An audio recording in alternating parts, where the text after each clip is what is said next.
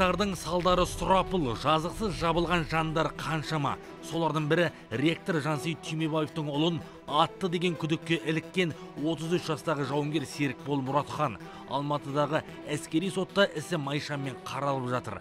Сорақсы сол, оған нақақтан нақақ жала жабылған. Оған қылмыстық кодекстің 451 бабы 2 бөлігі, яғни өз өкілеттігін асыра пайдаланып, қару қолдану дерегі бойынша айып тағылды. Сотта жауап берген куәгерлердің айтуынша, олар орталыққа жеткенде атысқа тап болған. Ескерту мақсатында аспанға оқ атқан, бірақ ешқайсысы Серікбол Мұратхан біреуді жазым қылды деген ақпаратты растамады.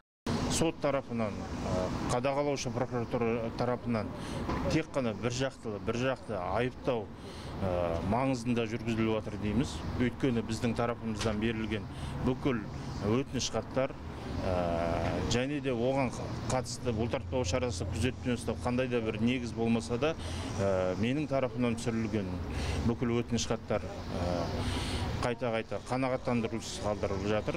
Яғни 451 бап, оның 2 бөлігі Қазақстан Республикасының қылмыстық процессуалдық нормаларына сәйкес міндетті емес. Оған күзетпен ұстау, бұлтартпау шарасы міндетті емес.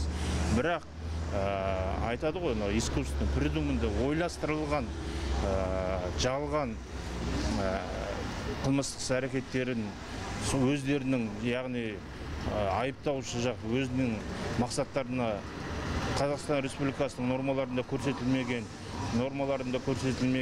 өз мақсаттарына қол жеткізу маңында барлығын солай шешіліп жатыр. Естеріңізге салайық, қаңтардың 6-сында Қазақ ұлттық университетінің ректоры Жансейіт Түймебаевтың баласы мінген көлікке белгісіз біреулер оқ жаудырып, марқұм сол жерде жан тапсырды. Серікбол Мұратхан былтыр күзде қамауға алынды. Күдіктінің адвокаты оның кінәсін айғақтайтын дәлел жоғын айтады. 3 баланың әкесін үйқамаққа шығару туралы өтінішін де сот қанағаттандырмапты. Әділдік іздеген Серікбол Мұратханның жақындары бауырының жазықсыз жала арқалағанын қаламайды. Серікболдың бауыры Жанат Қуанышханның жанайқайын тыңдап көріңіздер. Ешқандай негізгі айғақ жоқ, нақты айғақ жоқ. Қамалып отырғанына уже біраз уақыт болды. Қазіргі соттың барысы өте күдікті, себебі нақақ кетіп қалатын секілді. 30-дан аса свидетель келді, олардың бәрі жаңағындай оң нәтижесін беріп, біз почти 90% кінәсіздігін дәлелдеп береді. Қысымның датуы, мен қазір құқық қорғау органдарының қысымы маған да бар. Сот залында отырып, телефонын қолынан тартып алу, ол деген мысағашы, құқық қорғау органдары маған сондай жасап жатыр. Ертең мен кімге шағымданам?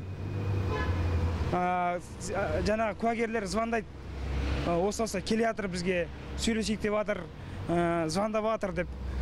Сосын кейін жаңағы мынандай нелері бар ішінде, сен Мұратхан Серікболға жаба сал, біз жаңағыдай куәлік бере сал, ештеңе етпейді ғой деген сияқтышы. Ол деген сұмдық мысағашы.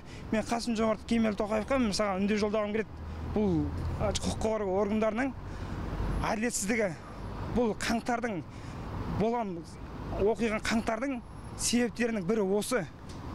Адам құқығының қорғалмауы, жаңағыдай қысым көрсетілуі. Бұл істің бармақ басты көз қыстымен бұрмаланбай әділ қаралуын талап етеміз. Жазықсыз адамды соттаумен қаңтардың жарасы жазылмасы анық.